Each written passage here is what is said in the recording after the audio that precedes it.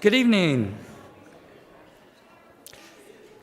Good evening, everyone, and welcome to Beloit College. Welcome to our 18th annual Weissberg Chair in Human Rights address. Tonight, we are particularly honored to be joined by our new friend and current Weissberg chairholder, Stephen Hawkins, who has held world-class sequence of leadership positions on issues of human rights, social justice, and criminal system reform. As the weather warms up and the days get longer, my thoughts begin to turn towards commencement. Last year, a few days before commencement, I was enjoying a dinner at our house with a small group of soon-to-be graduates, and they were beginning to get a little nostalgic, and one of them said, "I cannot imagine what next year will be like without Weissberg Week." And that prompted a second student to say, "Oh, Weissberg Week, I just loved everyone. I would look forward to it all year." The next 30 minutes was filled with specific memories of specific predecessors to you, Mr. Hawkins. Weissberg Week matters. And it does not happen by accident. It starts with the college's mission, whose glorious first sentence reads, "Beloit College engages the intelligence, imagination, and curiosity of its students, empowering them to lead fulfilling lives marked by high achievement, personal responsibility, and public contribution in a diverse society."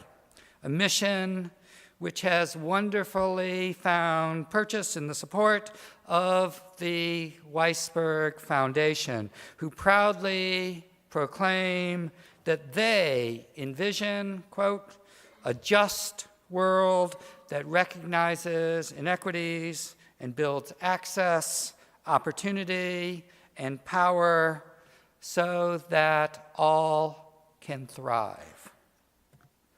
It may then not be all that surprising that one of the principals of the Weissberg Foundation, Nina Weissberg, is a graduate of the oldest and finest college in Wisconsin. Would the members of the Weissberg Foundation who are here, including Nina, please stand and be recognized by the rest of us?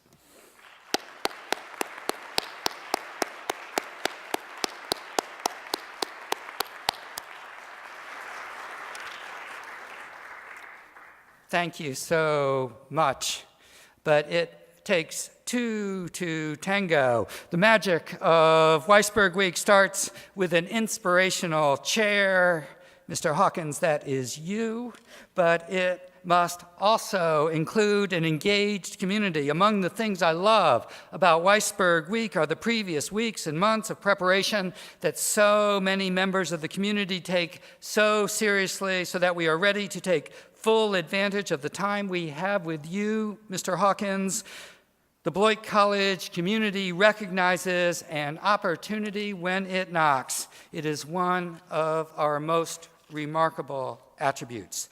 These weeks and months of preparation require extraordinary leadership and vision on the ground on this campus. There are 3 members of our community that I want to recognize who work tirelessly, brilliantly, creatively, and generously to make this week possible each year. Our Menger Family Professor of International Relations, Beth Doherty, our Director of International Education, Betsy Brewer, and our Associate Director of International Education, Josh Moore. Please join me in thanking Beth and Betsy and Josh.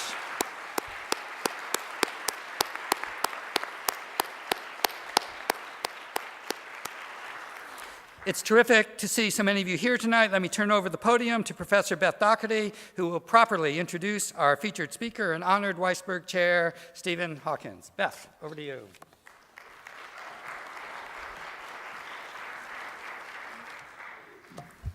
I'd like to thank everybody for coming tonight and remind you that tomorrow at 10:30 on the second floor of Pearson's in Moore's Study Lounge will be our second major public event. It will be on criminal justice reform in the state of Wisconsin. We have Wisconsin Representative Evan Goyke, Marquette University Law Professor Michael O'Heir, and of course Stephen Hawkins, who will be discussing issues relevant to the local community here. but it is my pleasure to introduce someone who has had such a distinguished career advancing human rights on such an important domestic issue for the United States. Stephen Hawkins is a social justice leader and litigator whose career has been devoted to finding ways to improve a criminal justice system that disproportionately targets minorities and the economically disadvantaged. To this end, Mr. Hawkins recently served as the president of the Coalition for Public Safety, a bipartisan effort to make the criminal justice system smarter, fairer, and more cost-effective. He also served as executive director of Amnesty International USA, the Executive Vice President and Chief Program Officer of the National Association for the Advancement of Colored People, the NAACP, and the Executive Director of the National Coalition to Abolish the Death Penalty. He also worked at the Justice, Equality, Human Dignity, and Tolerance Foundation, Atlantic Philanthropies, and the NAACP Legal Fund. He has worked to abolish the death penalty and represented African American men facing the death penalty throughout the Deep South, and he successfully led a campaign to abolish the death penalty for juvenile crimes. Mr. Hawkins studied economics at Harvard University, and he spent a year at the University of Zimbabwe following his graduation in 1984. He completed a law degree at New York University, where he was a Root Tilden Scholar. In 2003, he received the law school's Public Interest Service Award. Please join me in welcoming Stephen Hawkins.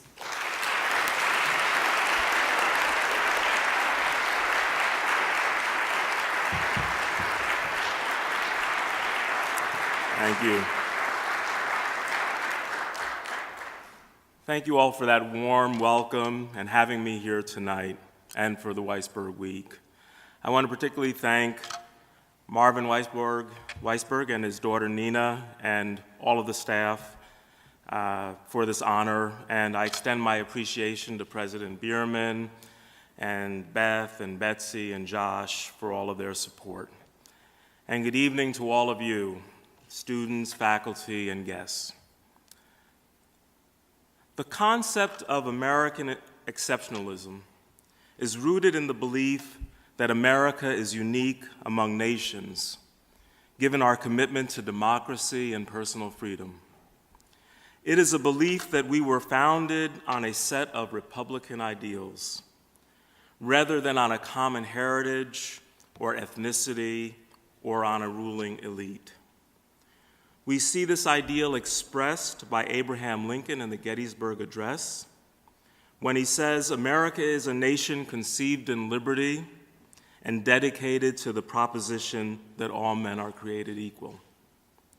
American exceptionalism is also a belief that our history is inherently different, and that America has a unique mission to transform the world. This view is articulated by Ronald Reagan when he said, "The leadership of the free world was thrust upon us 2 centuries ago. We are indeed, and we are today, the last best hope of man on earth." The French writer Alex de Tocqueville is credited with first using the term exceptional to describe us in his trip to the United States in 1831. After spending 9 months exploring, de Tocqueville returned home and wrote the classic Democracy in America. And while this work made him famous, and I'm sure many students sitting here have had to read it, de Tocqueville did not travel to America to study our system of government. He actually was a young French magistrate who had received funding to study what was then considered exceptional about the United States at that time, and that was our criminal justice system. De Tocqueville came to America because this new nation was taking a radically different approach to punishment. The founders of this country were influenced by the Italian jurist Cesare Beccaria, whose 1764 treatise on crimes and punishment rejected the approach of Blackstone's England, where at that time 350 offenses ended with a trip to the gallows. Beccaria pointed out the fallacy of this approach, since on the most productive day for a pickpocket in England was on the day of executions. Why? Because the crowd would be so busy paying attention to who was being hanged that it made an easy job for the pickpocket. So instead, Beccaria argued that any punishment should be proportional to the crime. This philosophy guided the system of punishment that emerged in America. This is why by 1796, states like Virginia and Pennsylvania had dramatically reduced the number of crimes punishable by death. So instead of killing the pickpocket, they envisioned a place where an offender could go and reflect on his crime, where he could do penance and be returned to society. This new place, called a penitentiary, became a model of enlightenment, a product of a new society and a new way of thinking. By the 1820s, the penitentiaries in Auburn, New York, and Eastern State in Pennsylvania were considered exemplars of this new approach to punishment, so much so that de Tocqueville was able to get a commission from the French government to study them. Well, my friends, that was then, and this is now. And it is hard to believe that our system of criminal law and punishment was once seen as the envy of Europe, given where we are today. At present, there are 2.2 million people incarcerated in the United States. When you add in the number of people on parole and probation, we have 7 million Americans under correctional supervision. As if this was not concerning enough, we now have a staggering 100 million people. 100 million people, 1 out of every 3 Americans, has a criminal record. Putting this in a global context, while the United States has 5% of the world's population, we incarcerate nearly 25% of the world's prisoners. We now have the ignoble distinction of being the leading jailer on the planet, with the highest rate of incarceration of any country and the most people behind bars. Our closest rival, the Russian Federation, comes in a distant second. What all this data tells us is that we now live in a period of mass incarceration within the United States. In my talk tonight, I will try to answer 3 questions for you. First, how did we get to this point? Second, what have been the human rights implications? And finally, is there any way out of this insanity? Let's start by examining the history of America's prison growth. And to begin, we must understand that our current system of justice, of criminal justice, was constructed in slavery's long shadow and has been sustained by the persistent forces of racism ever since.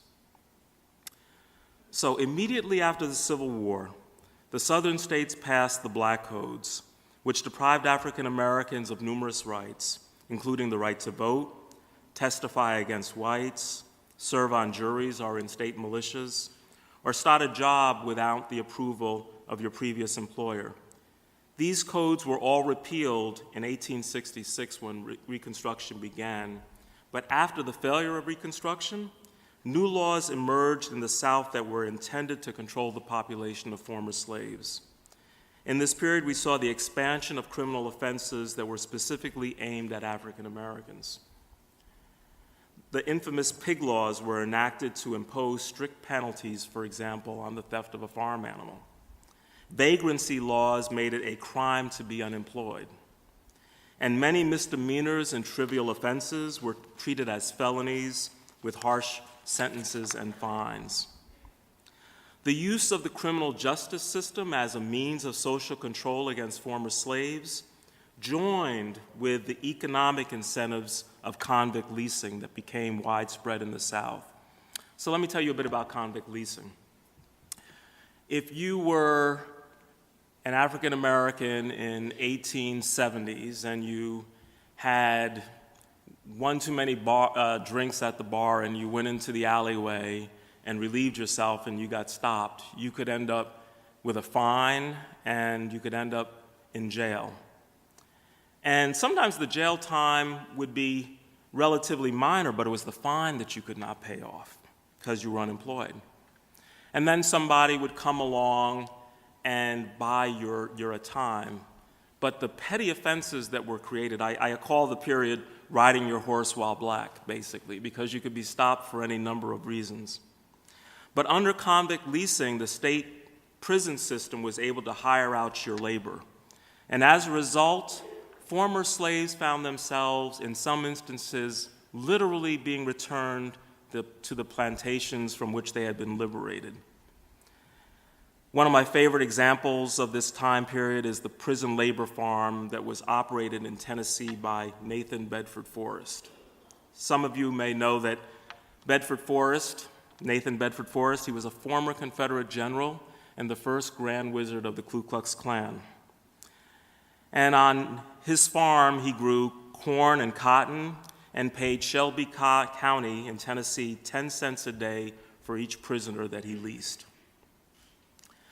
So with this new form of prison labor, the Southern prison population grew larger and darker. Before the Civil War, the Southern prison population was nearly all white. But under the post-war leasing arrangements, African Americans soon comprised 90% of the swelling ranks of the incarcerated. The need for this cheap labor source further grew with the demands of Southern industry, with mining companies and railroads taking advantage of convict leasing. And accordingly, Southern policing became largely focused on the apprehension of blacks for any number of petty offenses to feed the growing demand. The rise of the prison population during this period may be dwarfed by what we see now, but it is still instructive. In 1860, there were roughly 19,000 people in prison, but within 30 years, by 1890, that population had quadrupled to over 82,000. The rate of population in that same period doubled. But with the end of convict leasing in the 1920s, and with it the end of the need for this steady infusion of black labor into prison, we saw a leveling out of the prison population. There were 130,000 people in prison in 1930, and in 1970, 40 years later, there was 196,000. So 66,000 new people in 40 years, that's a relatively modest level of growth over a 40-year period. But the late 1960s ushered in a new racialization of the criminal justice system, this time not for economic reasons, but for political gain. This came with the Southern strategy developed by the Republican Party at the time to increase support among white voters in the South by appealing to racism against African Americans. As the civil rights movement led to the dismantling of Jim Crow laws around the country, politicians like Richard Nixon and Barry Goldwater seized upon the growing racial tensions in the South. They worked on creating race-coded messages that would play on the apprehension and resentment of Southern whites to convince them to leave the Democratic Party and align with the Republicans. As H.R. Haldeman, President Nixon's former chief of staff, explained at the time, this whole problem is really the blacks, Haldeman said. The key is to devise the system that recognizes this while not appearing to do so. As Michelle Alexander eloquently explains in her book, The New Jim Crow, and Anna DuVernay portrays in her film documentary 13th, the Republican Party positioned itself to appeal to Southern whites by being the party that would fight the war on crime and the war on drugs. This became the perfect system envisioned by Haldeman, allowing candidates to talk in race-neutral terms about going after criminals, about stopping them from hurting our families or destroying our neighborhoods, with an understanding that the them being referred to were African Americans. Nixon successfully used the war on crime to get elected, and he was the first president to coin the term war on drugs. But once in office, he used these wars primarily for crushing his political opposition. In 1994 interview, John Ehrlichman, who served as Nixon's domestic policy advisor, summed it up this way. Ehrlichman said, "We knew that we couldn't make illegal to be against the war or to be black. But by getting the public to associate the hippies with marijuana and blacks with heroin, and then criminalizing both heavily, we could disrupt their communities, we could arrest their leaders, raid their homes, break up their meetings, and vilify them night after night on the media. We did this. Did we know we were lying about the drugs? Of course we did." The climate that Nixon created did have some impact on the prison population, however, and about 120,000 more people were in prison by 1980, but it was the Reagan administration that translated the war rhetoric into actual policy, and later expanded upon in the Clinton years, that fueled the exponential growth of the prison system that we see today. Over the course of a decade, from 1984 to 1994, Congress would pass 4 pieces of legislation that would usher in the era of mass incarceration. So it first starts with the passage of the Comprehensive Crime Control Act of 1984, the first extensive revision of the U.S. Criminal Code since the early 1900s. This act contained over 20 anti-crime measures, and most notable, the abolishment of parole at the federal level that was then quickly adopted by states, mandatory minimums for crimes involving weapons, longer sentences for the cultivation, possession, and sale of marijuana, and the creation of the federal sentencing guidelines. Then next came the Drug Abuse Act of 1986, 2 years later, driven by the public reaction to crack cocaine.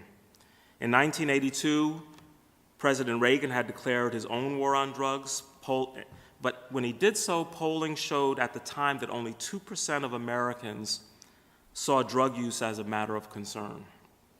But then when the crack cocaine epidemic arose, the White House devoted staff to publicizing and feeding the media stories about crack-related violence. A wave of public panic literally washed over the country and intensified when Len Bias, who was a star college basketball player in my home state of Maryland, he died of a cocaine overdose 2 days after being drafted by the Boston Celtics. And that led to part of the public panic at the time. And as a result, Congress passed a sweeping set of severely punitive laws. The act in 1986 that it imposed mandatory minimum sentences for several drug offenses, including marijuana.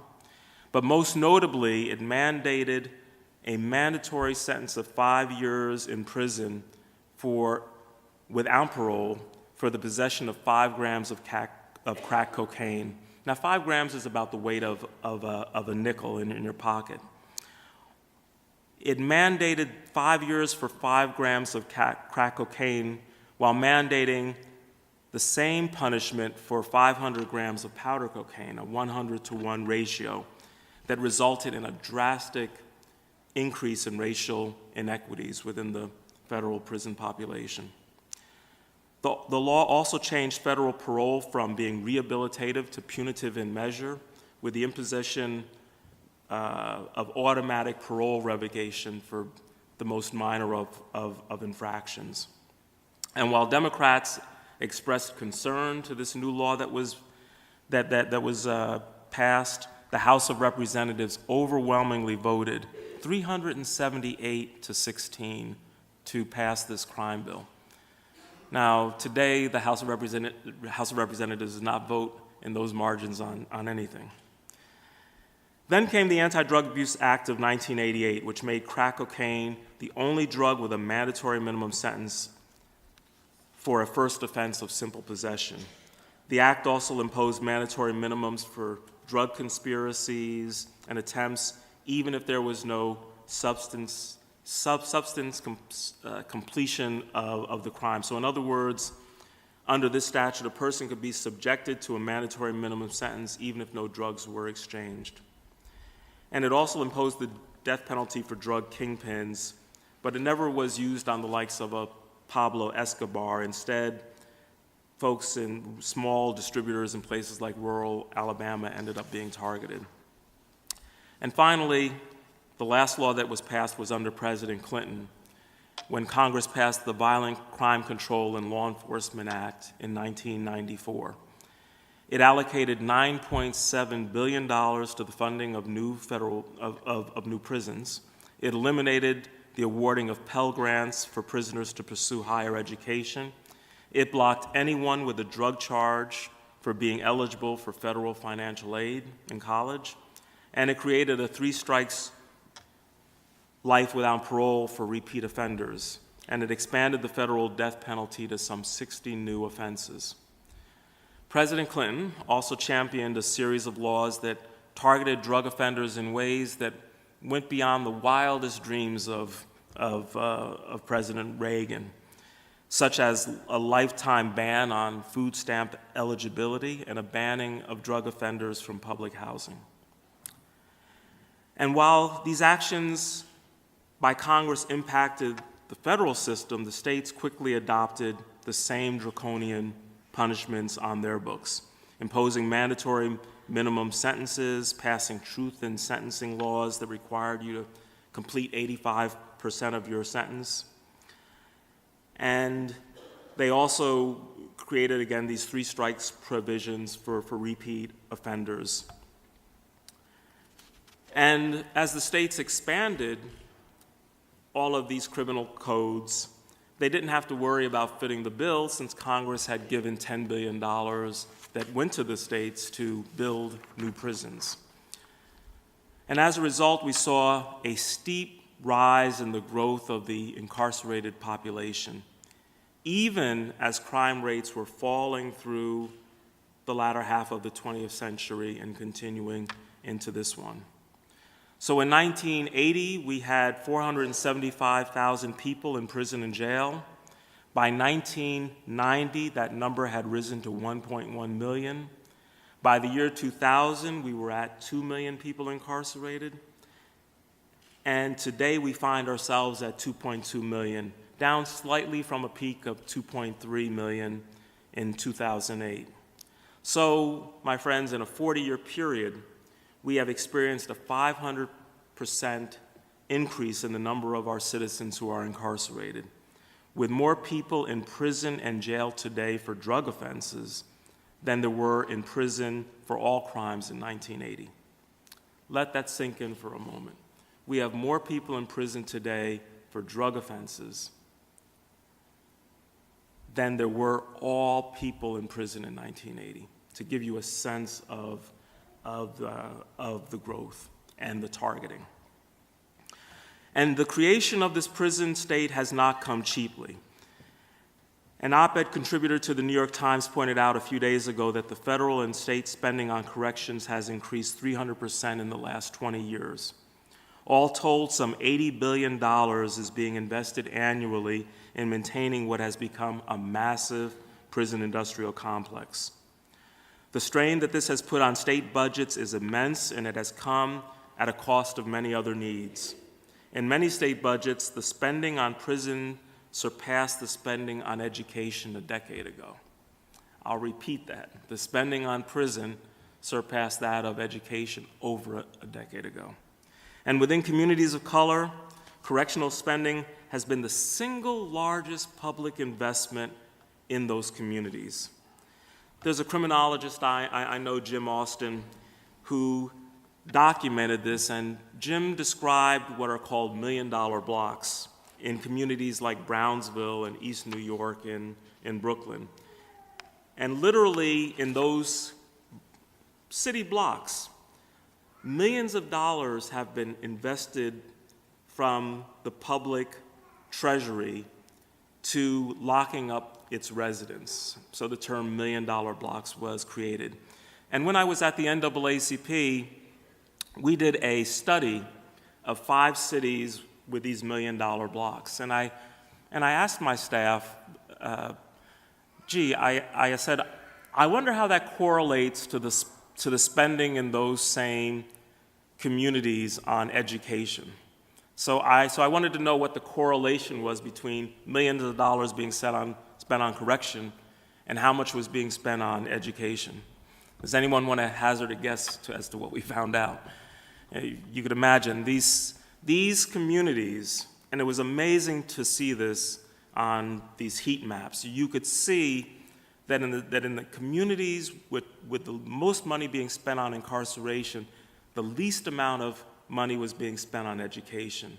And conversely, in those communities that had the greatest investment in education, the least amount of money was going into incarceration.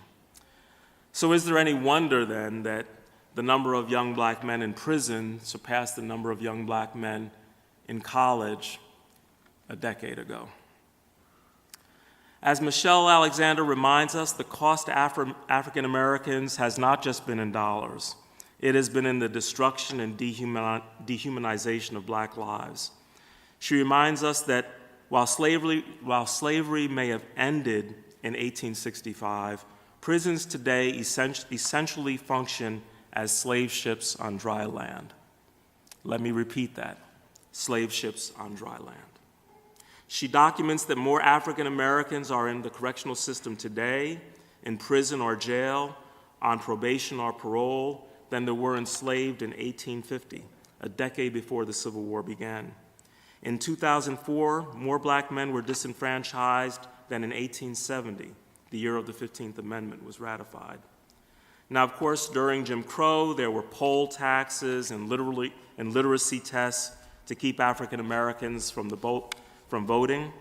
But in the era of the new Jim Crow, nearly 50 years after the death of Martin Luther King, we see felony disenfranchisement laws accomplishing in states what poll taxes and literacy tests were ultimately not able to do. Today, it is perfectly legal to discriminate against criminals in nearly all ways that it was once legal to discriminate against blacks.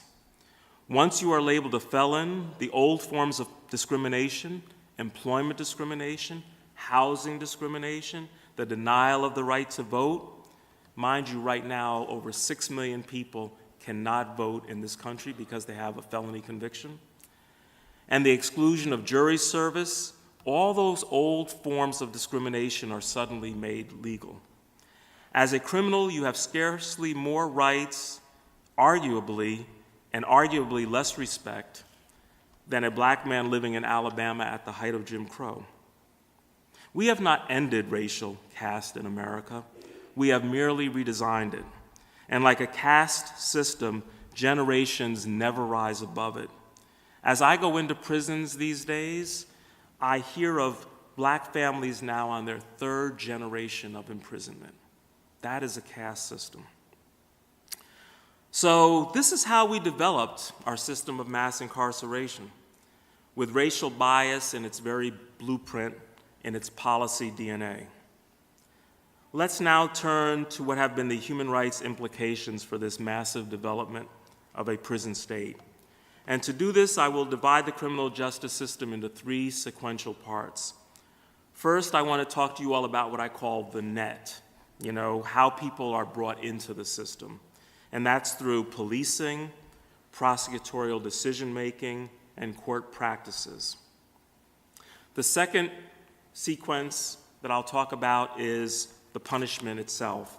What happens to people upon conviction? What types of sanctions are they being subjected to? And then lastly, the last segment will be about confinement itself, and specifically the conditions and circumstances under which people do their time in prison. So let's start with the net. I'm going to tell you a little bit of a story. So when I was at the NAACP Legal Defense Fund as an attorney, I would get hundreds of letters from people claiming their innocence. And you read through these letters and you try to make the best determination. And one mother in a small town called Mark Tree, Arkansas, she must have written me 10 times about her son Shannon, who she's said was picked up and was innocent of the crime. And, when I finally got a moment, I was in I was in Little Rock, so I drove down to Memphis. And I established this from listening to her, that her son had, and his two friends, Shannon, Michael, and Keith, they had worked all summer long and had saved up some money. And they wanted to get a ride into Memphis. They were from Marktree, Arkansas. That's a town of 3,000 people. So they wanted to do some school shopping. So their buddy Eddie, who lived in the town, his wife was ill, or she was pregnant and had to go into bed rest. And so Eddie was going to go into Memphis and visit her at the hospital there. So the kids hitched a ride. He took them to the Mall of Memphis. They did some school shopping. He brings them back, parks his car at a McDonald's across the street from Baptist Memorial Hospital there. And the kids are ordering their food. And they see these police officers sort of peeking at them, and they just continue to, order their food. All of a sudden, police just rush in, a swarm of cops rush in and arrest these three youth. And, they throw them, against the wall, and the kids are like, well, what did we do? And they're like, something happened at a park up the street, and you look like the kids who were implicated. So these kids are each of them is put into a separate police car. They're brought to a park. Park is actually called Nathan Bedford Forrest Park, so it goes back to the same time period. And the windows are rolled up, and they see the police. The police are talking to somebody and pointing to them, and people are sort of doing one of these things, and then they can see the cop doing this, and then they're like, and so basically it's a witness being asked, are these the people that you saw? The witness is saying, I'm not sure. The cop is like, listen, you got to be clear on this, and then they're like, yeah, I think that's them. So they are.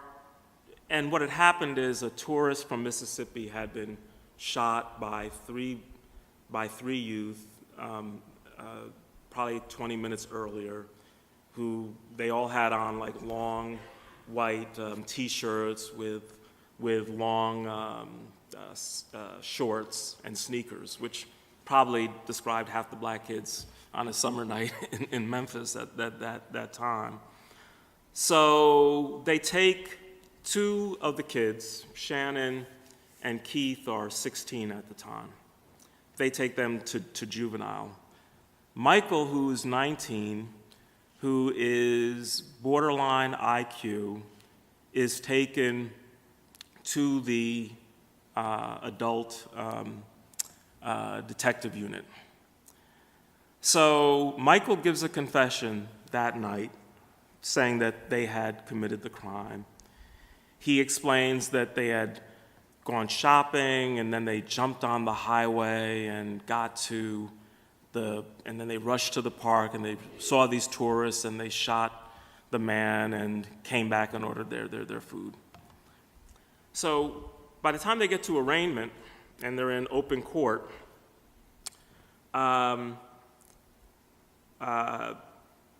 actually, let me back up. So,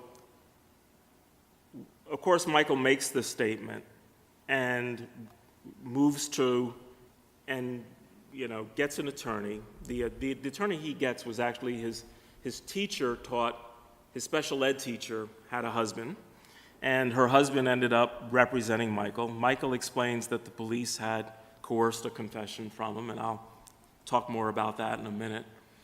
And Shannon and Keith maintain their innocence. But their lawyers, too, pressed them to take this guilty plea. They're like, look, the police have eyewitnesses. Michael has confessed to the crime. You all need to cut a deal with the state and avoid getting a life sentence. So what happens is they get into open court, where the judge is going to hear their guilty plea. Michael gets on the witness stand, And the judge says, are you here to enter the guilty plea? And Michael says, no, Your Honor. These cops put a gun to my head and asked me to sign this confession. Now, I'm reading the transcript when I take on the case, and I'm like, okay, well, at this point, the judge stops the hearing, puts people on the stand, wants to get to the bottom of this. None of that happened. It's just crickets in the courtroom.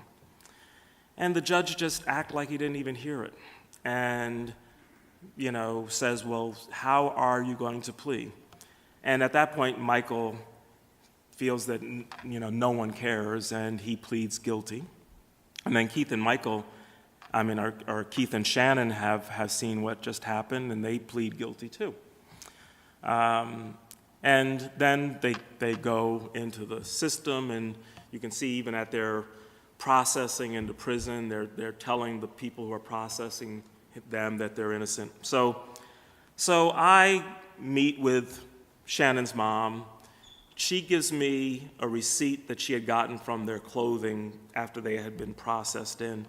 And there was a receipt from Foot Locker from the Mall of Memphis that was stamped at 8:58 p.m. And in talking to Eddie, who had driven them, I find out that he had given a statement to the police where he described the route. Now, Eddie comes back after seeing his wife, and he's like, where'd the kids go? And then he's told, the people at McDonald's say, oh, they're up the street, the cops arrested them. He goes up there, the cops get a statement from him, and he says, yeah, well, we went to the Mall of Memphis, then we came back. I don't know the name of the street, but we drove by Graceland. Now, that's important because Graceland, there are two different ways you could have gotten here. Graceland takes you in a direction that would have made it impossible for these young people to have committed this crime. So that's why it was important for them in the confession to get Michael to say that they had gone on the highway. I'm just giving you a sense of how this play plays out. Well, to make a long story short, it took me 10 years to get those 3 young men exonerated. The judge, in sentencing these youth, basically still gave them a life sentence, the 16-year-olds. He gave Michael 30 years for his cooperation. And the judge apologized to the victim's family that the state of Tennessee didn't have the death penalty for juveniles because he surely would have given it to them. And so that's an example. I figured I'd tell a story because it gets boring sometimes just hearing the lecture. But that's an example of the net, how people get put into the system. And that happened in broad daylight in terms of media knowing about what was happening. Just think about what happens then under the cover of shadows when the media isn't looking. And it begins to give you a sense of the number of people who may be in prison for crimes that they did not commit. So let me quickly sort of point out some of the actors in this story that I just told you. First, the behavior of the police. As in all cases, the police are the first line of contact that anyone has with the criminal justice system. Here they assumed black criminality in arresting these kids without any clear evidence of their guilt and over the protestations of innocence and the alibi offered by Eddie, their neighbor. The assumption of black criminality by police has led to the racial profiling that has targeted black motorists for pretextual stops time and time again. Yours truly has probably been stopped 5 or 7 times. And it is the same assumption of black criminality that has targeted communities of color for drug sweeps, even though all evidence shows that people of color are no more likely to use and sell drugs than whites. It is the same assumption of black criminality that led the New York City Police Department to engage in stop and frisk, that resulted in tens of thousands of young black and brown youth being stopped for simply walking down the street and searched for weapons. Tens of thousands of people stopped, a policy that turned up weapons in less than 1% of all the stops. So what happened also here? Next, the Memphis police resorted to aggressive tactics with respect to these three young men. And they were highly confrontational, and they were highly violent, the gun to Michael's head. So they swarmed at McDonald's, pulling these kids out, placing them in parole cars, badgering a witness to pin the crime on them. And this sort of aggressive style of policing not only results in innocent people behind bars, like I've told you here, but also innocent people being killed. And over the last few years, we have seen literally several incidents where police confrontations have ended in tragedy. We saw the live stream Facebook video that Philando Castile's girlfriend took, showing the last moments of his life before being shot by a police officer who pulled him over for a burned-out taillight. We saw a bystander who had camera video when Walter Scott was shot in South Carolina from fleeing a police officer, shot in the back as he ran away from a police officer after a traffic stop. And we saw the police body cam video of Samuel DuBose killed in his car after what had been a calm exchange during a routine stop. So when I look back at the Mark Tree Three, I call these folks the Mark Tree Three, these young kids. I'm still angered that these teens did 10 years or lost 10 years of their lives for a crime that they didn't commit. But the reality, here's the reality, is that on that August night, if any one of those kids had moved quickly, there could have been such a different outcome there. And we know that from looking at Tamir Rice and Eric Gardner and Michael Brown in Ferguson and Freddie Gray in Baltimore. I could say much more about police behavior. I'm already holding you all along. But let's look at the role of the prosecutors here. And it is important to note that the prosecutor is the most powerful actor within the criminal justice system. Prosecutors exercise unfettered discretion, deciding who to charge for a crime, what charges to file, when to drop the charges, and whether to offer a plea bargain or not. And in those states where the death penalty is enforced, the prosecutor literally can make a life or death decision. So with the Mark Tree 3, the prosecutor's decision was guided by two concerns: the likelihood of conviction and the political environment. Now, these aren't uncommon considerations for a prosecutor to weigh. You don't waste your office time and resources if the chance of actually obtaining a conviction are doubtful or risky. And prosecutors may aggressively charge or pursue a case if the political environment demands that they act.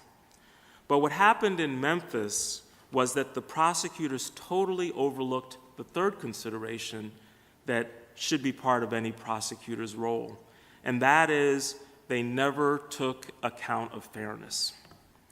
Here they had a 19-year-old youth with a borderline IQ who had told the police, who had told the prosecutor that the police had put a gun to his head and coerced the confession. These prosecutors never once investigated that allegation to determine if there had been coercion. They never once considered or wondered whether any other evidence that the police had gathered, like the eyewitness statements or the constructed timeline for the crime, might have also been quite questionable. And they never once tried to square Eddie's account of driving by Graceland with this vague reference in Michael's confession of having gotten on the highway. Now, I wish I could tell you that this indifference to basic fairness, like whether or not you have the right people being charged with a crime, that it was a rarity. But from my experience, I cannot say that with any degree of confidence. And what happened in Mark Tree 3 is so similar in many respects to the Central Park 5. And I'm sure some of you remember that case or watched the documentary that Ken Burns made on it. But similarly there, you had a high-profile crime in a park, this time involving a sexual assault of a young investment banker. The police quickly arrested a group of 5 black teens who were in the vicinity. All 5 youth confessed to the crime, but were later retracted their statements, but yet all 5 were later convicted and later exonerated. And this lack of concern for innocence in situations, as I stated before, where there's been even bright media attention, gives us a sense then of what must happen in the criminal justice system in the more run-of-the-mill case. If California's experience is any indication, it'll give us a sense of what a run-of-the-mill case looks like. In 1995, when the state first passed its 3 strikes, you're outlaw, a 27-year-old repeat offender was sentenced to 25 years to life for stealing a slice of pepperoni pizza. You can't make this up. And I submit that the prosecution did not consider fairness when he charged him for felony petty theft for pinching a slice of pizza. But the way the system worked is that at that time, that under the 3 strikes law, a felony petty theft was considered a serious enough crime to trigger a 3rd strike. In California, 9 months after passing this law, they had 3,000 people convicted of a 2nd or 3rd strike. And not surprisingly, 82% of those convictions stemmed from nonviolent offenses, with drug violations and petty theft being the most common. So, going back to the Mark Tree 3, we can see how the prosecution was able to secure plea bargains from these youth, even though they protested their innocence. And again, this is not uncommon. We have seen in courtroom trials, we see on TV, these dramas like Law and Order or How to Get Away with Murder, but in reality, 95% of all cases end up with a guilty plea. Rarely do cases go to trial. And plea bargains have become an essential part of how we've constructed mass incarceration. They're almost the glue that holds this whole system together. And as mandatory minimums and other sentencing enhancements were enacted, judges lost their discretion and really handed it over to the prosecutor in making these decisions. I want to talk a bit about the judge in the Mark Tree case, and then I'll leave the net and move on. The judge heard in open court Michael say that a gun was put up to his head. Michael was on the witness stand under oath, and he said a gun was put up to his head. And instead of postponing the plea agreement and doing any kind of inquiry, the judge did nothing. What that told me about this judge was that perhaps there's a couple of ways to look at his behavior. One is that the constant grinding of so many guilty pleas in front of you makes you sort of immune. You sort of become callous to the facts of a case. That could have been it, or perhaps this judge just had a personal bias against these kids. I bet that he actually had a personal bias based on what he said at sentencing. But I want to leave you with a thought in this net that even though a judge may stand up there, a judge who hears hundreds of guilty pleas a day can easily become immune to the facts of any case. And I think that happens day in and day out, this sort of judicial indifference. So that's the net. Let me talk quickly just about the punishment. And there's so many different things I could say about the punitive nature of the system, but I want to talk about 2 things, just from my personal experiences. One is the death penalty, and the other is life in prison without parole, both of which I consider the harshest punishments within our system. Say a few words about the death penalty. In 1972, the U.S. Supreme Court struck down the death penalty as cruel and unusual punishment, saying that it was arbitrary in the way that it was carried out in the country. In 1976, 4 years later, the court allowed the death penalty to come back if the jury weighed factors around that aggravated, that gave reason for the death penalty, and then factors that mitigated reasons to not have someone sentenced to death. So that's the way that the system was supposed to work, that there'd be this balancing, and the court again allowed the death penalty to come back.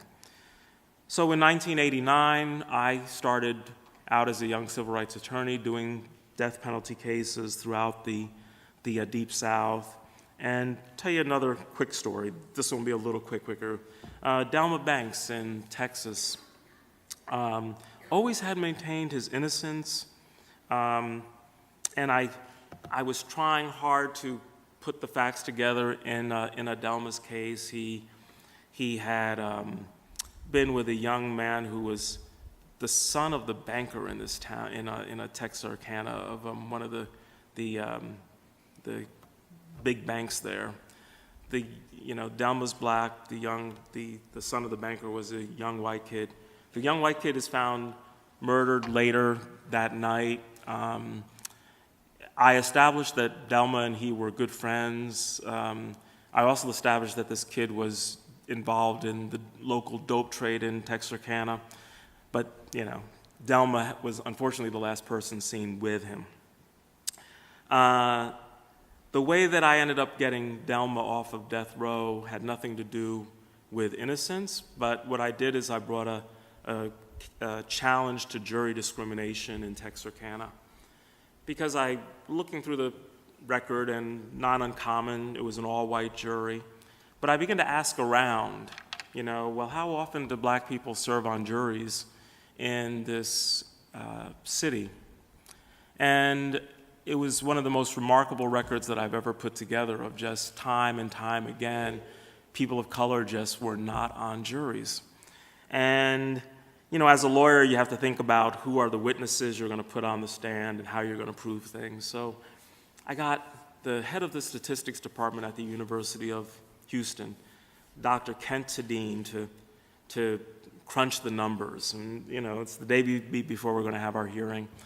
And I asked Kent to explain this to me. And I get the answer that you'd get from a statistician. And the man talked in chi-square, right? And I said, Kent, tomorrow we have to find a way to put this in regular language. So when I got Dr. Tadine on the stand, I said, well, Dr. Tadine, can you explain to us, what would be the odds of a person of color serving on a jury in Texarkana, Texas? And he said you would have a better chance of being struck by, no, he didn't say that. He said you would have a better chance of winning the Texas lottery than serving on a jury as a black person in Texas. And the next day that was the big headline, and the Texas Court of Criminal Appeals, which never grants a stay, granted a stay in my case, and even the court clerk said, I don't see too many of these. And then what we were able to do afterwards was to be able to slow the case down. And ultimately, Delma's case went to the U.S. Supreme Court. And what we were able to determine in the court was the lack of any work that his attorney had did in the case. So we never proved Delma's innocence. He was the longest person on death row in Texas. He's the only person where they actually set an execution date, but then forgot. The message never came from the courthouse to the prison. So he read like the next day in the paper that an execution had happened and it was supposed to be his, and he had never been taken out of his cell. But Delma and Delma's other claim to fame is in the second season of American Idol. So I'm in the middle of doing all this work in his case, and his two teenage sons, who were twins, they made it to Hollywood in the second season of American Idol with their father on death row in Texas. So that was some of the experience that I've had with the death penalty, and I could go on and on.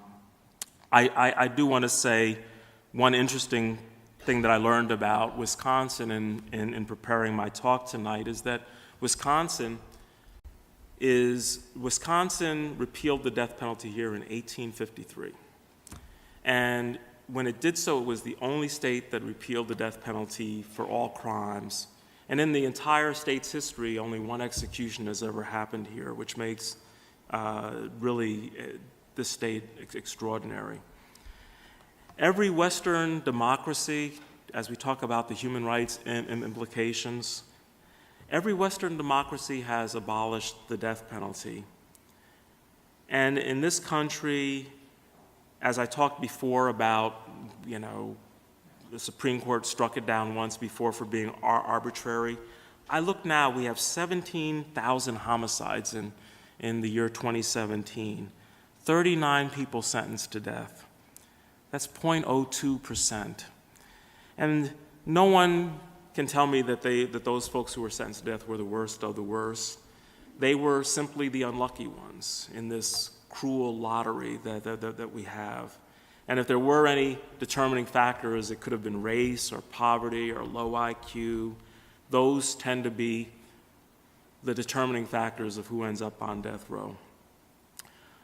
But in the last decade, we've seen 7 states abolish the death penalty. 4 others have declared moratoriums. Right now, there are only 31 states that still maintain the death penalty, and I think we just need 7 more, and then I think the death penalty will be abolished, and I'm confident that it will be in my lifetime. Let me talk a little bit quickly just about life sentences.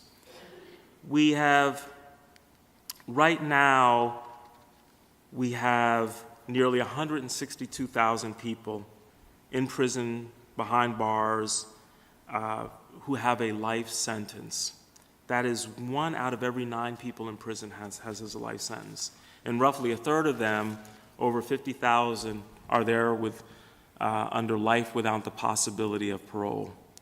In 2013, the ACLU documented that this group included 3,200 people serving life without parole for a nonviolent offense, with 80% of them having a drug-related crime.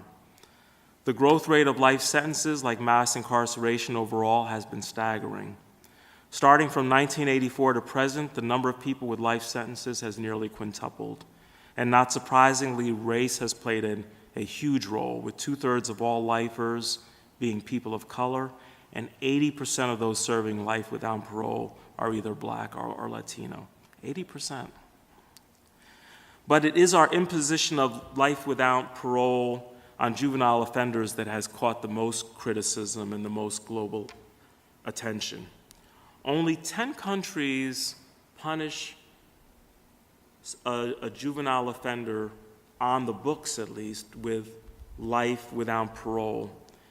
But the United States is the only country of those 10 that actually has people on serving time in prison, life without parole, for a crime that they did as a juvenile offender. And this has been roundly criticized by the United Nations as a gross violation of human rights. It violates treaty obligations that we have signed. And the Supreme Court did, under looking at international standards, it did end life without parole for juveniles for non-homicide cases just recently in the year 2010. But the court has allowed juveniles to be sentenced to life without parole in homicide cases, even though the same arguments that the court used in striking down the juvenile death penalty, that adolescent brains are still developing, that they lack the maturity of adults. All those were reasons that the court ultimately said that juveniles couldn't be executed, but juveniles can be sentenced to life without parole in homicide cases. And that still is a violation of international standards. Much more to be said about punishment. I'm giving you some broad strokes about the system. Last thing I want to talk about is just confinement with respect to the human rights implications. One consequence of this push for harsher sentences is that the number of people in our system who are older has dramatically increased. It is estimated that by 2030, 1/3 of all people incarcerated will be over the age of 55. But prisons were never built for the elderly, or for the elderly in mind. And some states now are having to retrofit their prisons. They're installing ramps and shower handles to accommodate the physical needs of older inmates. They have also started to create assisted living centers within prisons with full-time nursing staff and to provide hospice care. But what we are seeing is these types of services are being stretched incredibly thin given the supply and the limited demand. So elderly patients or inmates in need of care are being put on longer and longer waiting lists to get the services that they need. And the cost for health care for prison inmates is increasing by leaps and bounds. Just to give you an example, in Michigan, the cost for somebody under the age of 40, I guess, is about $5,800 in health care.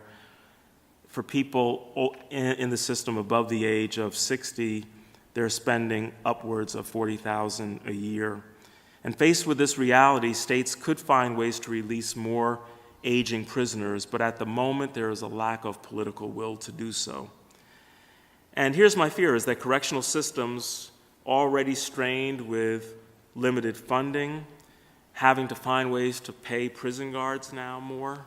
You know, the irony is that there's now a shortage of prison guards in many states, and the corrections departments are going to be forced to start thinking about paying a higher wage to guards.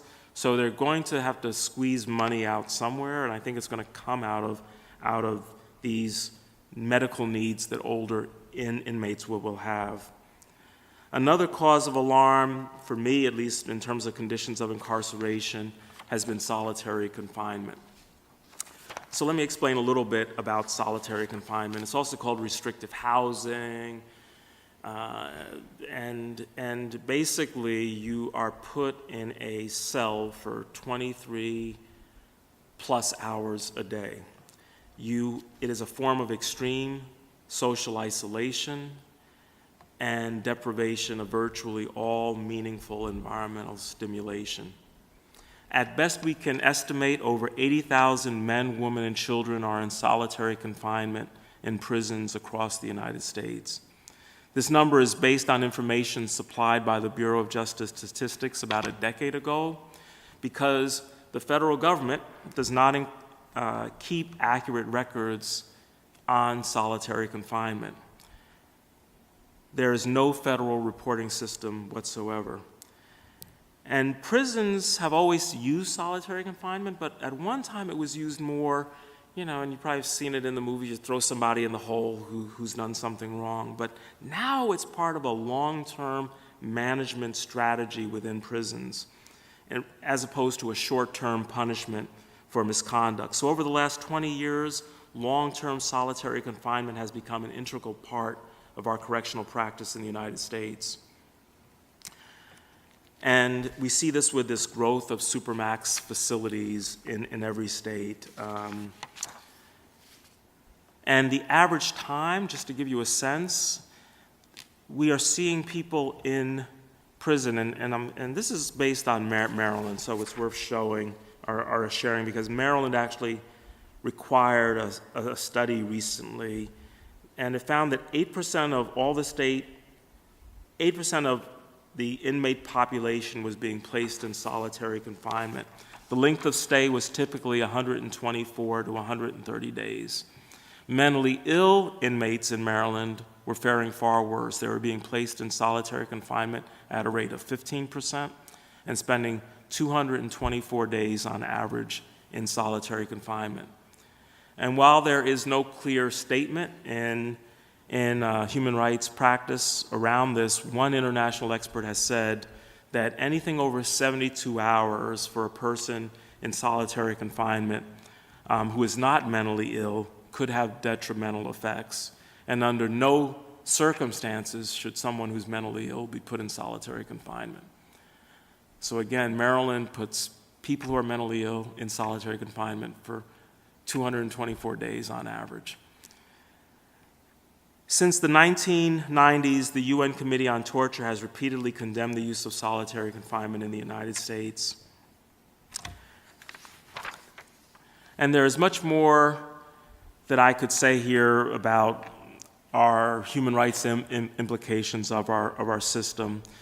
I could share with you more about how the bail bond industry, for example, is needlessly destroying lives, how we have these use of fines and fees that is recreating a debtor's prison. To give you an example, I was shared a story just the other day about somebody here in the state with a $200 fine has been in local jail because she could not pay that fine for several months. And that is common, where people are being held in jail in the United States on small fines that they cannot pay. People are losing their jobs, they're losing touch with their families, and then the insult to the injury is one day the charges are dropped and they're let go. And that's a vivid example of how our jails are functioning. And I could spend time telling you more about how civil asset forfeiture works, where the police will stop people, will confiscate your property on suspicion that it's been used in a crime. It's called policing for profit, because it incentivizes the police to seize property. But what I have been able, hopefully so far, is to give you just a bit of a historical perspective on how we came to be the leading jailer on the planet and a sense of the human rights implications involved. Now, and I appreciate you all sticking with me. Let me paint in some brushstrokes the way out of the insanity. Over the last decade, most states have come to the realization that we can no longer afford to pay for this expanding prison population. This reality, interestingly, first hit home in some of the law and order states. So in 2003, the Texas legislature voted to require that all drug possession offenders charged with less than a gram of drugs be sentenced to probation instead of jail. In 2005, the Texas probation departments began receiving additional funds with the goal of implementing evidence-based supervision practices and treatment programs to reduce the unnecessary revocations of people back into prison. In 2007, the Texas lawmakers, they got a report that said, look, currently the state, if it keeps with business as usual, will have to build 17,000 new prison beds by the year 2012. So the legislature is being told this in 2007. The beds would have cost $1.2 billion to build and another $1.5 billion to operate for 5 years. So faced with that price tag, the legislature decided to invest in what we call justice reinvestment. They allocated some $200 million for residential and non-residential treatment programs for nonviolent offenders. They enhanced in-prison treatment programs. And in 2009, the legislature funded additionally 64 reentry coordinators around the state. Texas, of all places, I'm talking about Texas, has become now a model for reform. The state uses risk assessment tools and has better probation procedures in place. It requires strict implementation of victim restitution measures while offering alternatives to imprisonment, such as civil sanctions and drug courts and mental health treatment. It offers rehab programs like job training for those people in prison, preparing them for reentry. And as a result, Texas went from facing prison expansion to now closing in 2017. They have closed 3 state prisons, and it has reduced its prison population by 6%. Other states like Georgia have also made decisions similarly when faced with increased costs. So in Georgia, in 2017, it now has the lowest number of prison commitments since 2002. and it has the lowest number of African Americans entering the prison since 1987. So that's significant for Georgia. And just this last year, we saw in Louisiana. Louisiana has been called the prison capital of the world. It has the highest incarceration rate in the country, and we have the highest incarceration rate in the world. So Louisiana's been at the heart of it. But Louisiana just passed a comprehensive set of reforms that it's projected that in the next decade will reduce that state's prison population by 10%. So just looking at those 3 states, we have seen the governors from different political parties lead the charge on reducing the state's prison population. So we're seeing a new bipartisanship around justice reform, and I led this Coalition for Public Safety, which is interesting. It consisted of 8 different organizations with groups on the far conservative end, like Americans for Tax Reform with Grover Norquist, and the Faith and Freedom Coalition, where Ralph Reed is the chair, and Freedom Works, which is Libertarian Tea Party. But they teamed up with the NAACP and with the Center for American Progress and with the ACLU. And the funding for our work came from philanthropists. It came from the Koch Policy Center, so some money from the Koch brothers, but also from Ford and MacArthur Foundation. So we've seen now this kind of bipartisan cooperation. And for me, it was eye-opening in many ways. I found myself attending both conventions in 2016. In Cleveland at the Republican Convention, we hosted a presentation, about same number of folks here. We had Governor Deal from Georgia up on stage. We had Governor Fallin from Oklahoma. We had Governor Bevin from Kentucky, all 3 Republican governors that have just been tremendous leaders in trying to push prison reform. I tell folks that Governor Bevin, he's Tea Party conservative out of Kentucky. He's one of the most effective speakers I've heard talk about prison reform. He has visited inmates all through his state, and he is moving the needle in Kentucky. And I could talk more about this. There's work that like the American Legislative Exchange Council, ALEC, is doing. They're in support, for example, of reducing the size of drug-free zones around schools, reducing mandatory minimums. ALEC has supported ban the box and diversion for low-level offenders, and all of that has been for the good. But I want to, as I start moving towards my closing, I don't think that reform is going to be enough. The size of the prison systems will drop somewhat. We may see 10 to 20% reduction, but we're chipping away. We're chipping away through parole discretion. We'll have geriatric release. We'll do more with reentry and education. But it's not a radical shift, right? We're in fact, we still have the infrastructure. So people talk about cutting the prison population by 50%. But how are we really going to get there? We don't even have this was a system that was designed to suck people in, not to let them come out. Case in point, President Obama, Congress changes this infamous crack cocaine disparity. President Obama says, okay, there are people in the federal prison. I'm going to grant some clemencies, but I need people to work up the paperwork. Now, this is the White House. President of the United States should have some resources.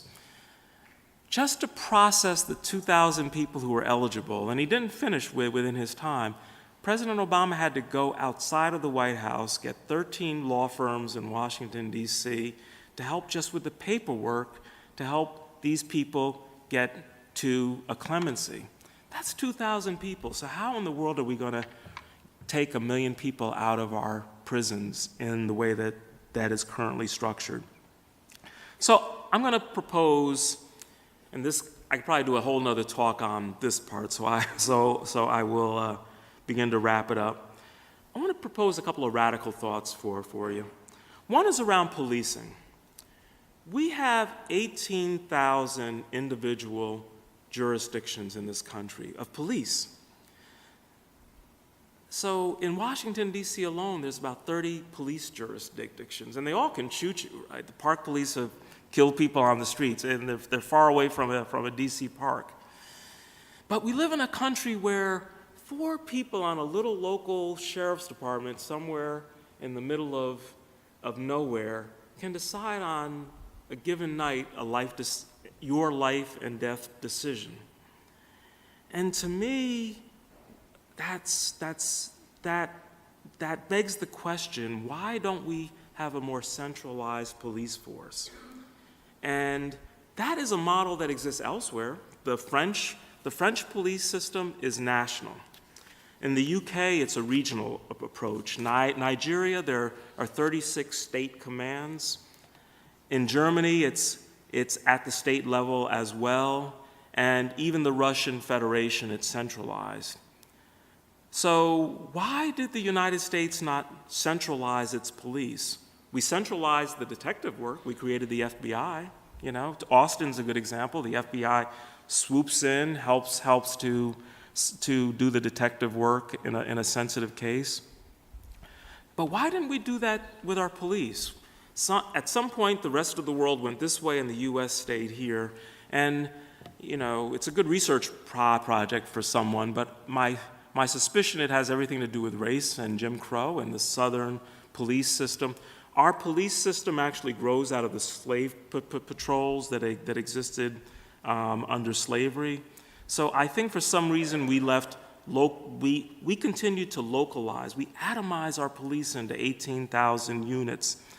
So what does that mean, right? And just think about this. And I know it's scary. Some of my friends on the left think that they say, Steve, you're doing political Magellanism. You've gone so far to the left, you're coming from the right, because they think I'm crazy that I want to centralize our police, that I want to nationalize our police. Admittedly, it can be a scary thought, but look, think if we could ensure that every police officer received the same training on implicit racial bias, or on non-lethal methods of de-escalating tension, or on standards of professionalism and courtesy to be shown to all members of a community. Imagine a system of actual accountability structure where the best and most forward thinkers could be in leadership positions. So if we were to, because right now, that 4-person sheriff, there's thousands of jurisdictions under 10 officers. And there's no forcing. People say, well, why don't these people get training? There's no, the government, the federal government can incentivize. They can say, well, we'll give you more money if you do these trainings, but they can't mandate what the locals do. So if we had a centralized system of policing, we could begin to change this. It's a radical thought. But one recent episode in our nation's history is the reason why I think about this. At the time of 9/11, when the planes hit the World Trade Center and went down in Pennsylvania, or hit the Pentagon as well, there were thousands of individual security firms that operated airport security. Thousands of them, from big airports to little regional fields. Within 2 years, the federal government came in and centralized all of that and created the TSA. Within 2 years. So it is possible, and if you were to think about police killings of folks of color as a national emergency, I guess you could do as the feds did with a TSA. But we can change a system, and we can change it rapidly when we want to. Just something to say about sentencing, a radical approach to think about that. When I was at Amnesty, Amnesty took a position, obviously, on the death penalty and life without parole, but there was somebody who was being subject to a harsh sentence, and I wanted to issue a statement that it violated human rights principles, and I was told that Amnesty did not take a position. And I said, well, why not? And the argument back was that, look, every country, has its own culture and its own set of values around punishment and how much sentence one should get for whatever crime. And I think that should be challenged, right? Because that's the same argument that could be applied in all human rights. It becomes the defense that this is our cultural values, and we're going to reject your imposition of women's rights onto our society. We've heard all of that. We've rejected it because human rights should be universal and indivisible. And we live in a country, just to give you a sense of it, we have 6 times as many prisoners as India, yet India has 4 times as many people. So imagine if we were able to create an international set of standards around sentencing, where you stop the line from having filled whatever obligation around accountability for a sentence, and not go into the excesses that we have now. And I know we have to look at certain aspects of a punishment and make some decisions, but that would be a radical concept of more of a global standards around sentencing and what's sufficient and what's too much. And then last radical thought to share with you all is, can we reimagine prisons? Can we imagine creating an environment where the central purpose is not to punish per se, but that prison becomes a point of intervention in someone's life? The Vera Institute has been engaged in this discussion of reimagining prisons. They're a think tank of sorts out of New York, and they led a delegation recently to Germany, or a few years ago actually, to look at the German system. So they almost did what Tocqueville did in coming here. And here's what they saw in the German system. The men serving time wore their own clothes, not prison uniforms. When they entered their cells, they slipped out of their sneakers and into slippers. They lived one person in a cell. Each cell was bright with natural light, decorated with personalized items such as wall hangings, plants, family photos, colorful linens brought from home. Each cell had its own bathroom separate from the sleeping area and a phone in the room to call home. The men had access to communal kitchens with utensils a regular kitchen would have, and where they could cook fresh food purchased with wages earned in a vocational program. That's the German prison system. And for us to get anything close to the German model, we would have to recognize that truly transformative change in the United States will require us to fundamentally rethink our values. How do we move from a system whose core value is retribution to one that prioritizes accountability and rehabilitation?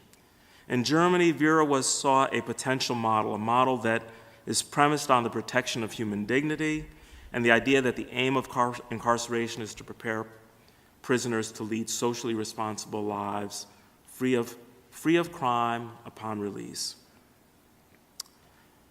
So that's a vision of what the German prison system is and what we could do. So those are my 3 radical thoughts around policing, sentencing, and prisons. But in closing, I believe that radical transformation will require us to build a mass movement of change.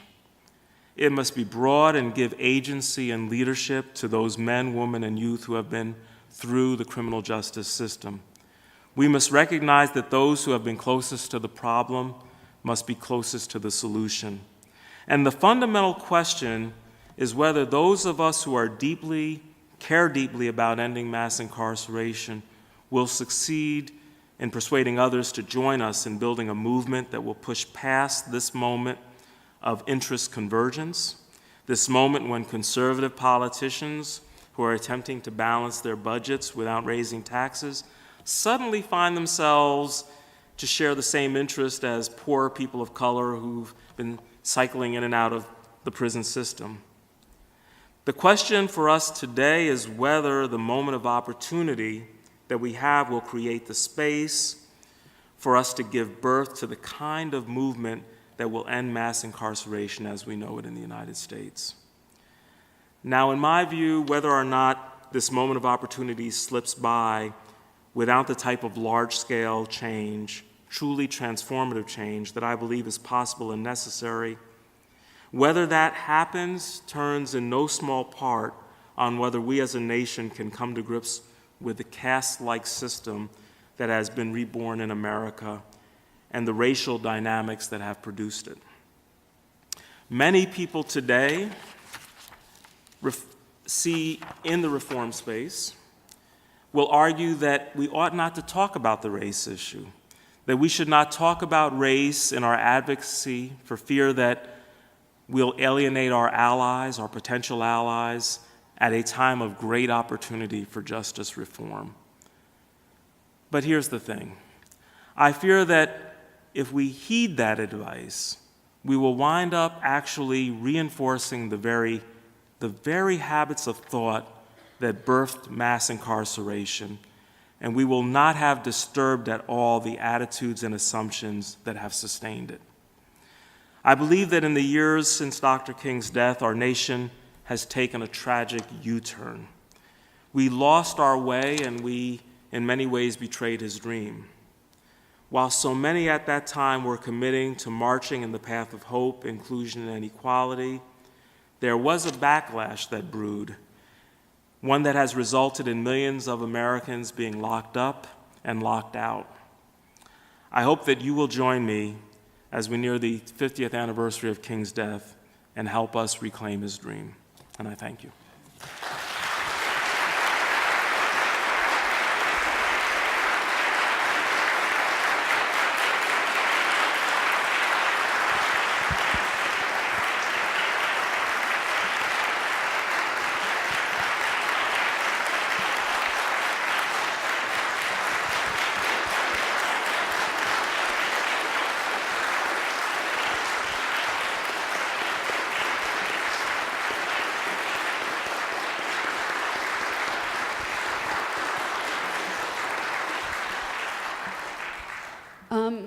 We'd be happy to take a couple of questions from the audience. There are microphones, and so please make sure you grab a microphone before you ask your question so that we can hear it.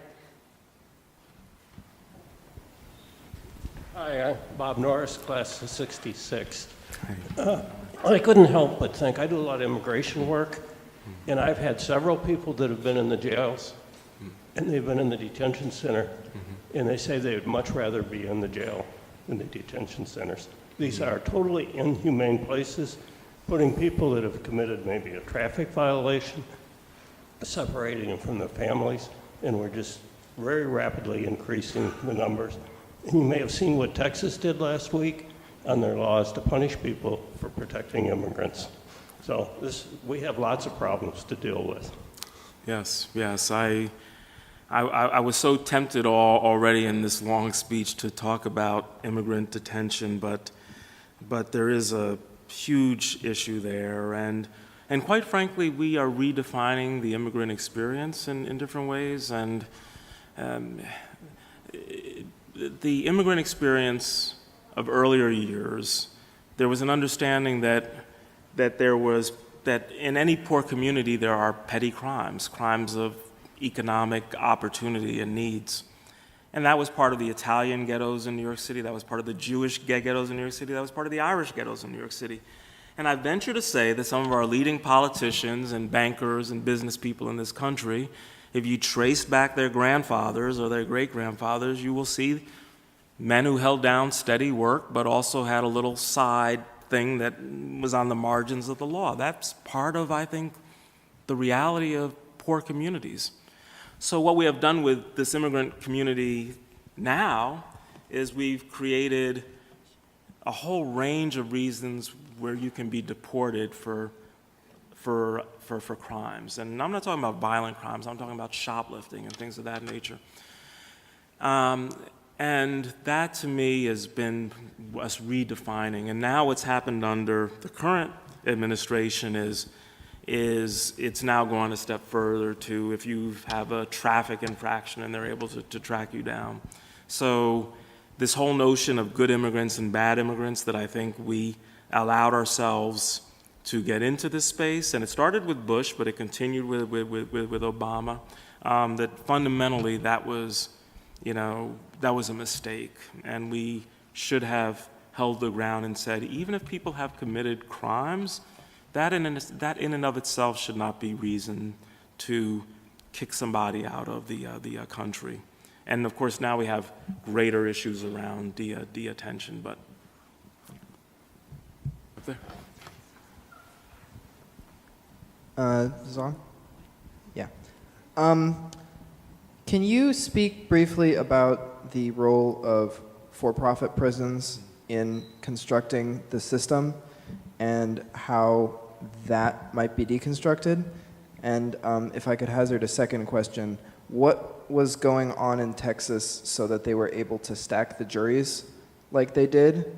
And if you were able to find it out, did your organization pursue that as a violation of jury of your peers?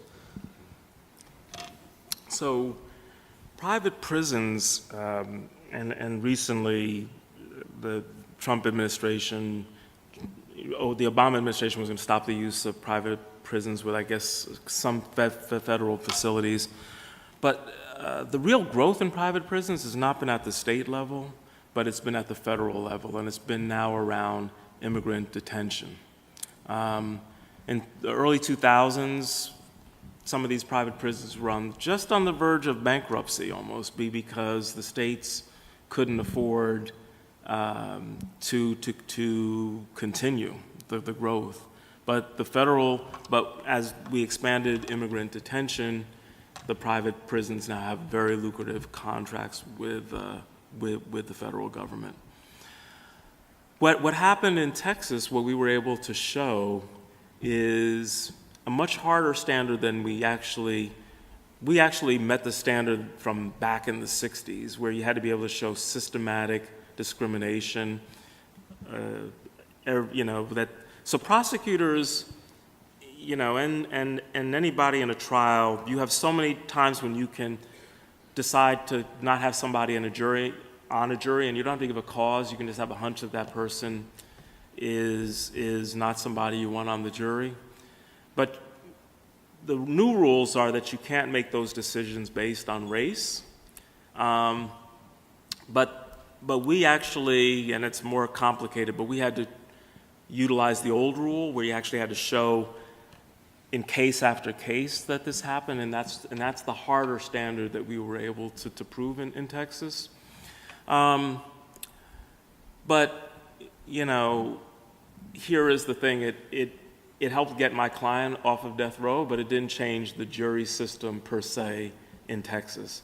Hopefully, in Texarkana, but hopefully it did, because we exposed, and this is one of the things that I've liked about my work around jury work, is that you sort of rip the you rip the cover off of what's been going on, and I think that after we left, that things changed there because it was just so raw, and there was, everyone there was then more empowered, and so that's where things were left.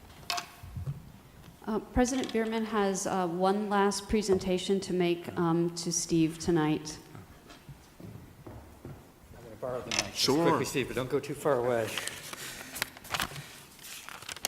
So a tiny bit of Weissberg Week history. When Ali Alawi held the Weissberg Chair in 2010-11, he remarked that he had more contact with more students in a week in a Beloit College than he experienced in a semester at Harvard. This is a daunting reminder of how much we ask of you, Stephen Hawkins. In recognition and in appreciation of you and your time here, it's my pleasure to present to you a token of our appreciation.